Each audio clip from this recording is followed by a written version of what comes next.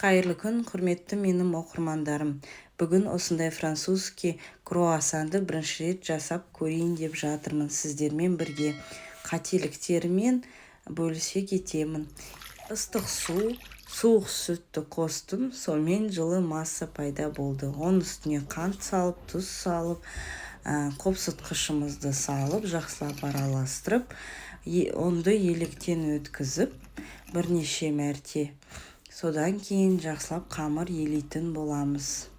Құрамына кіретін барлық заттарды описание бөлімінде жазам. Бұл жерде сливочный масланы қосып, жақсылап қамыр елейміз. Негізі қамырды кішкене сәл қаттырақ елеу керек. Бұл жерде менікі жұмсақтау болып шықты. Содан кейін пакетикке салып, холодильникке қойып қоямыз. 1 сағаттың көлемінде. Негізі круассандар тез жасалынады, әрі тәтті болып шығады. Содан кейін осылай пакетикке сливочный масланы қойып, оқтаумен жазып шығайық. Мұздатқышқа қойып қоямыз. Сіз осындай французский круассанды жасап көрдіңіз бе? Әлде жеп көрдіңіз бе? Пікір қалдырып кетсеңіз комментарияда. Мен оқитын боламын. Қамырды осылай ұзынша етіп, жайып шығамыз. Үстінен сливочный масланы қойып, бүктейтін боламыз. Дәл видеодағыда көрсетілгендей қамырды бүктеп, жайып, оны мұздатқышқа 20 минутқа қойып қоямыз. Бұл жерде мен қателік жасағаным, жай холодильникке қоя салдым. Содан қамыры жұмсақ болып шықты. Міндетті түрде оқтауды қолданыңыз. Қолмен жаюға болмайды, өйткені ішіндегі сары майы еріп кетеді.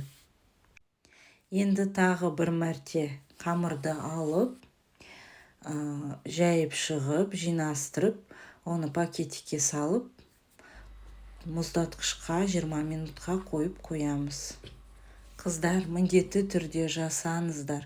Қолыңыздан барлығы келеді. Мен осы видеода көрсеткім келеді. Менің де қолымнан кейде шықпайтыны рас. Бірақ мен оны бірнеше мәрте жасап, шынықтырамын. Ал енді қамырымыз дайын болды. Оны осылай жайып, линейканың көмегімен есептеп, менде бұл жерде 45 сантиметр, 9 сантиметрден бөліп, осылайынан линейканың көмегімен кесіп шықтым. Видеода көріп тұрғаныңыздай қамырым жұмсақ болып кетті. Ал сіз мұздатқышқа қойсаңыз, ондай жұмсақ қамыр сізде болмайды. Видеода көріп тұрғаныңыздай үстінен тіліп, осылайынан жинастыратын боламыз. Пергамент төселген листке осылай тізіп шығып, оны 1 сағатқа мен духовкаға қойдым, астынан жылы суды құйып. Үстінен жұмыртқаның сарысын жағып шығып, қызып тұрған пешке 180 градуста 25-30 градусқа қоямыз. Көріп тұрғаныңыздай, бұл жерде сіздің қамырыңыз форманы ұстайтындай болу керек. Екіншіден, мұздатқышқа қойыңыздар, содан кейін қамырын сары майы жұмсақ болмайды. Сізде нағыз круассандар шығады. Менің жіберген қателіктерімді сіз жібермеңіз. Круассанның дәмі енді сөзбен айтып жеткізу қиын. Өте дәмді болып шығады. Үстінен осындай шоколадты құйып, әлде ішіне нутелла шоколадты құйып, начинка ретінде жесеңіз, дәмі деген зор болады.